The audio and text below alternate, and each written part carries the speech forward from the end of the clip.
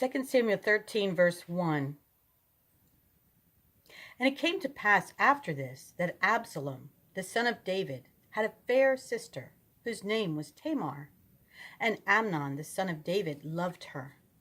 And Amnon was so vexed that he fell sick for his sister Tamar, for she was a virgin. And Amnon thought it hard for him to do anything to her. But Amnon had a friend whose name was Jonadab, the son of Shimeah, David's brother.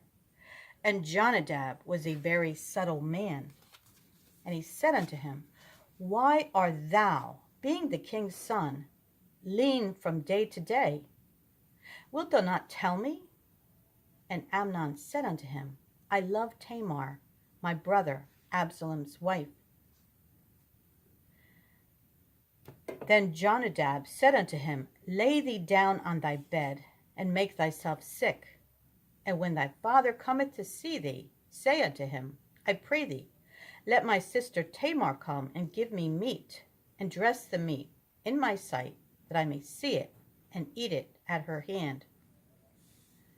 So Amnon lay down and made himself sick. And when the king was come to see him, Amnon said unto the king, I pray thee, let Tamar my sister come, and make me a couple of cakes in my sight, that I may eat at her hand. Then David sent home to Tamar, saying, Go now to thy brother Amnon's house, and dress him meat. So Tamar went to her brother Amnon's house, and he was laid down. And she took flour, and kneaded it, and made cakes in his sight, and did bake the cakes. And she took a pan, and poured them out before him, but he refused to eat. And Amnon said, Have out all men from me. And they went out, every man from him. And Amnon said unto Tamar, Bring the meat into the chamber, that I may eat of thine hand.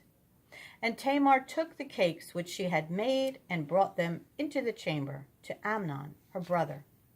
And when she had brought them unto him to eat, he took hold of her, and said unto her, Come, lie with me, my sister.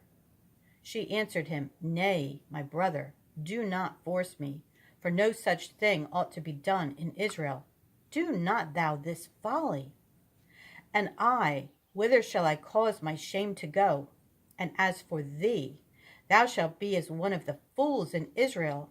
Now therefore I pray thee, speak unto the king, for he will not withhold me from thee.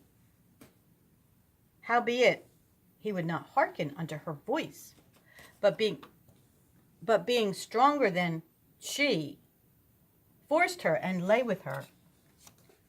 Then Amnon hated her exceedingly, so that the hatred wherewith he hated her was greater than the love wherewith he had loved her. And Amnon said unto her, Arise, be gone. And she said unto him, There is no cause. This evil in sending me away is greater than the other that thou didst unto me. But he would not hearken unto her. Then he called his servant that ministered unto him, and said, Put now this woman out from me, and bolt the door after her. And she had a garment of divers colors upon her, for with such robes were the king's daughters that were virgins apparelled.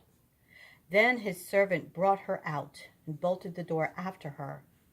And Tamar put ashes on her head, and rent her garment of divers colors that was on her, and laid her hand on her head, and went on crying. And Absalom her brother said unto her, Hath Amnon thy brother been with thee?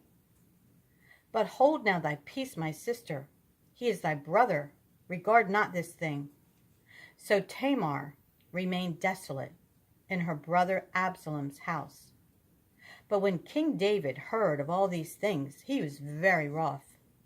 And Absalom spake unto his brother Amnon, neither good nor bad.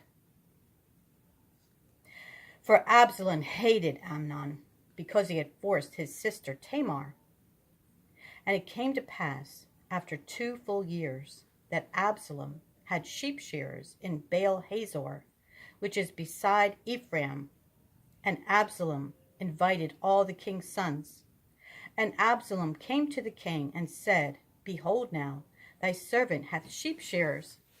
Let the king, I beseech thee, and his servants go with thy servant. And the king said to Absalom, Nay, my son, let us not all now go, lest we be chargeable unto thee. And he pressed him. Howbeit he would not go, but blessed him. Then said Absalom, If not, I pray thee, let my brother Amnon go with us. And the king said unto him, Why should he go with thee? But Absalom pressed him, that he let Amnon and all the king's sons go with him. Now Absalom had commanded his servants, saying, Mark ye now, when Amnon's heart is merry with wine, and when I say unto you, Smite Amnon, then kill him. Fear not. Have not I commanded you? Be courageous, and be valiant.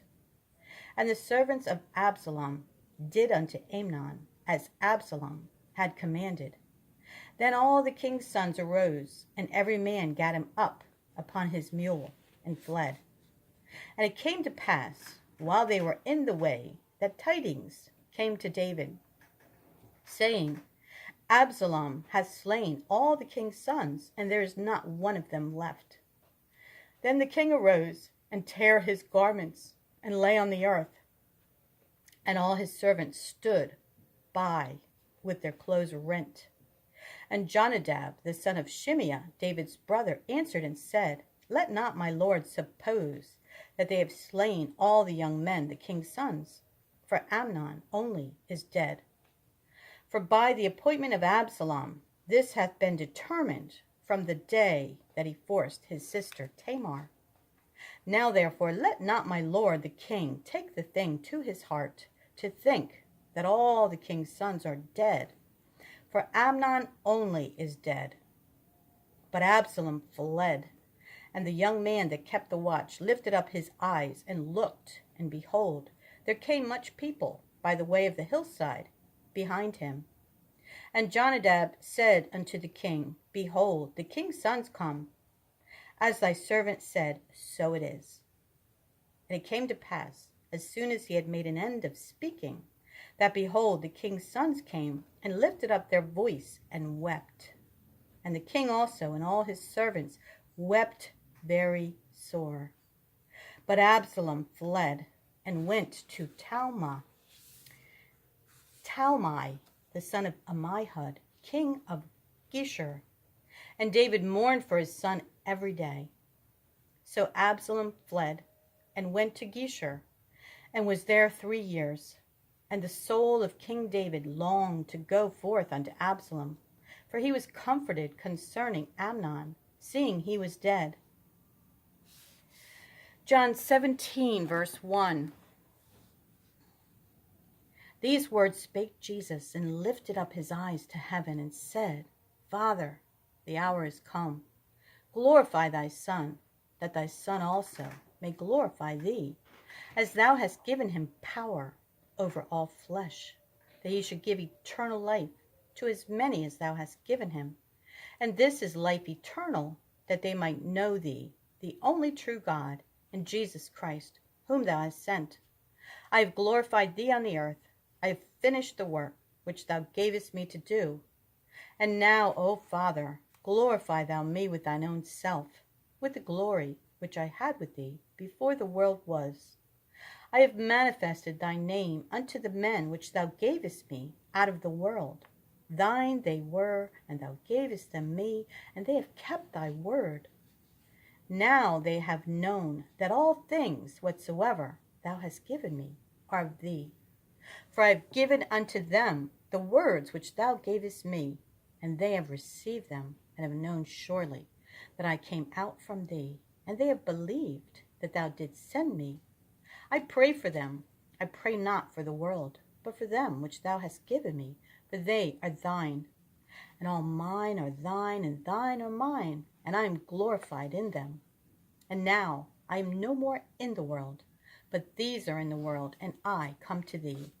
Holy Father, keep through thine own name those whom thou hast given me, that they may be one, as we are. While I was with them in the world, I kept them in thy name. Those that thou gavest me I have kept, and none of them is lost, but the son of perdition, that the scripture might be fulfilled. And now come I to thee, and these things I speak in the world, that they might have my joy fulfilled in themselves. I have given them thy word, and the world hath hated them, because they are not of the world, even as I am not of the world. I pray not that thou shouldest take them out of the world, but that thou shouldest keep them from the evil. They are not of the world, even as I am not of the world. Sanctify them through thy truth. Thy word is truth. As thou hast sent me into the world, even so have I also sent them into the world. And for their sakes I sanctify myself, that they also might be sanctified through the truth.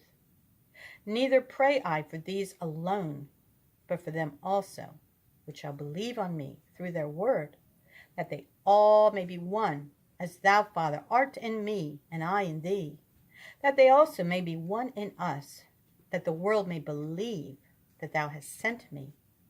And the glory which thou gavest me I have given them, that they may be one, even as we are one, I in them, and thou in me, that they may be made perfect in one, and that the world may know that thou hast sent me, and hast loved them, as thou hast loved me. Father, I will that they also, whom thou hast given me, be with me where I am, that they may behold my glory which thou hast given me. For thou lovest me before the foundation of the world. O righteous Father, the world hath not known thee, but I have known thee, and these have known that thou hast sent me.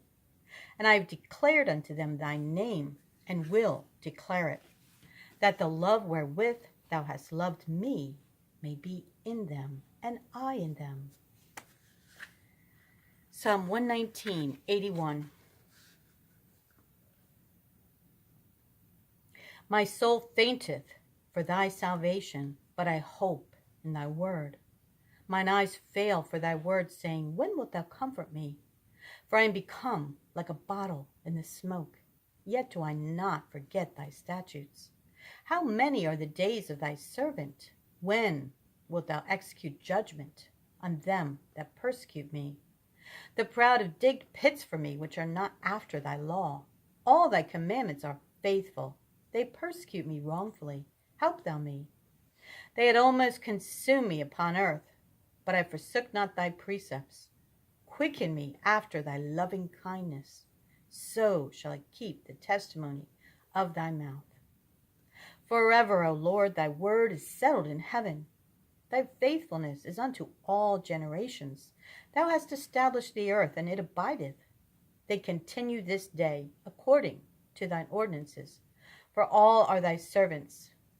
Unless thy law had been my delights, I should then have perished in mine affliction. I will never forget thy precepts, for with them thou hast quickened me. I am thine, save me, for I have sought thy precepts. The wicked have waited for me to destroy me, but I will consider thy testimonies. I have seen an end of all perfection, but thy commandment is exceeding broad. Proverbs 16:6 and 7. By mercy and truth iniquity is purged, and by the fear of the Lord men depart from evil. When a man's ways please the Lord, he maketh even his enemies to be at peace with him.